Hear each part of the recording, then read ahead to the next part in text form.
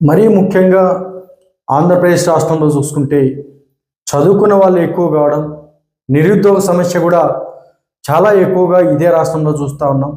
మరీ ముఖ్యంగా రాజధాని లేక, రాజధాని అన్న ప్రాంతం ఉంటే ఎక్కడో కొంతమందికైనా ఉద్యోగ అవకాశాలు వచ్చేవి.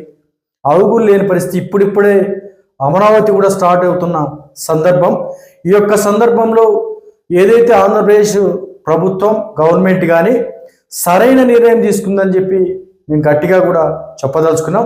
దానికి కారణం ఏంటంటే ఇదే సంవత్సరం మే నెలలో ఎస్సీ ఎస్టీ బీసీలకు సంబంధించినటువంటి బ్యాక్లాగ్ పోస్టులు, యూనివర్సిటీలకు సంబంధించినటువంటి బ్యాక్లాగ్ పోస్టులని దగ్గర 1500 పైసలకు కూడా నోటిఫికేషన్ ఇచ్చిన సంగతి.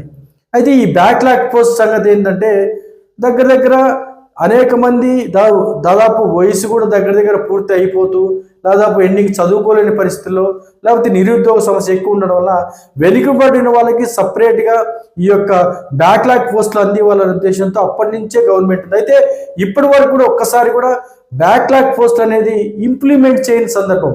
గత వైఎస్ఆర్సీ ప్రభుత్వం ఉన్నప్పుడు కూడా దగ్గర 3000 పైసలకు సంబంధించి ఆ ఉద్యోగాలకు నోటిఫికేషన్ ఇచ్చిన సంగతి. అయితే కోర్టుకు వెళ్ళడం, కోర్టులో అక్కడ ఇబ్బంది కలగడంతో ఆ యొక్క నోటిఫికేషన్ కూడా నిలబడిపోవడం, రద్దయిన సంగతి. అయితే ఈ యొక్క గవర్నమెంట్ మాత్రం ఎవరే కానీ కోర్టులకు వెళ్ళకోకుండా లేకపోతే ఇబ్బంది కలగకోకుండా పూర్తిగా పక్కాగా ప్రణాళికతో ఆ యొక్క యూనివర్సిటీకి సంబంధించినటువంటి బ్యాక్లాగ్ పోస్ట్ని ఫిలప్ చేస్తున్న సంగతి. అయితే వీటిలో మనం చెప్తా ఉన్నాం, దాదాపు ఇప్పటికే చదువుకోలేక లేకపోతే పెళ్ళిళ్ళు అయిపోయి రకరకాల ఇబ్బంది పడుతూ ఉంటారు. వాళ్ళు వృత్తిరీత్యా కూడా ఏదైనా పని చేసుకుంటూ ఉంటారు. వీళ్ళు మళ్ళీ ఏదైతే దానికి సంబంధించి చదువుకోని మరీ ఎగ్జామ్ రాయాలంటే చాలా ఇబ్బంది పడే పరిస్థితి వస్తుంది. సో ఈ ఎగ్జామ్ మళ్ళీ కండక్ట్ చేయడం అనేది చాలా ఇబ్బంది ఆ యొక్క ఉద్యోగాలకు సంబంధించి. కాబట్టి మేము ఒకటే తెలియజేస్తాను ఈ యొక్క రాష్ట్ర ప్రభుత్వానికి, ఈ యొక్క నోటిఫికేషన్ ఇచ్చిన దానికి నారా లోకేష్, విద్యాశాఖ మంత్రి నారా లోకేష్ గారికి, ముఖ్యమంత్రి నారా చంద్రబాబు నాయుడు గారికి, అదేవిధంగా డీసీఎం పవన్ కళ్యాణ్ గారికి ప్రత్యేకంగా ధన్యవాదాలు తెలియజేస్తూ మేము ప్రత్యేకంగా ఒక రిక్వెస్ట్ చేసేది ఏంటంటే, ఏదైనా సరే గతంలో ఎప్పుడూ లేదు ఈ విధంగా ఈ ఎగ్జామ్ పెట్టిన సందర్భం.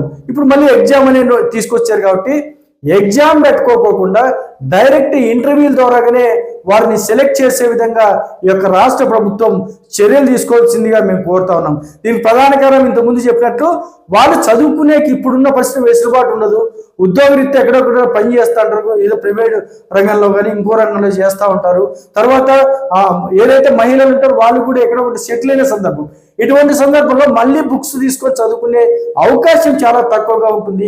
మరీ ముఖ్యంగా ఎస్సీ ఎస్టీ బీసీలు కాబట్టి. సో ఈ యొక్క బ్యాక్లాగ్ పోస్ట్ సంబంధించి అందుకే ఈ యొక్క ప్రభుత్వానికి మేము చెప్పేది అంటే ఒకే ఒక అంశం, వారికి ఎగ్జామ్ కండక్ట్ చేయకుండా డైరెక్ట్ ఇంటర్వ్యూల ద్వారా సెలెక్ట్ చేసి ఆ యొక్క కుటుంబాలు కానీ ఈ యొక్క రాష్ట్ర ప్రభుత్వం ఆదుకోవడానికి ప్రయత్నం చేయాలని చెప్పేసి ఏ యొక్క ప్రభుత్వాన్ని మేము అడుగుతూ, అదేవిధంగా నారా లోకేష్ గారు ఐటీ శాఖ మంత్రి, విద్యాశాఖ మంత్రిగా రకరకాలుగా మనం తను చేస్తున్న కార్యక్రమాలు చూస్తాం. గతంలో డిఎస్సి చూసాం. డిఎస్సికి సంబంధించి చూస్తే కూడా డిఎస్సిలో పూర్తి స్థాయి ఎక్కడే కానీ ఇబ్బంది కలుక్కోకుండా దగ్గర కొన్ని వేల పైచీలకు ఉద్యోగాలను కూడా ఫిలప్ చేసిన సంగతి ఇప్పుడు కూడా మంచి నిర్ణయమే.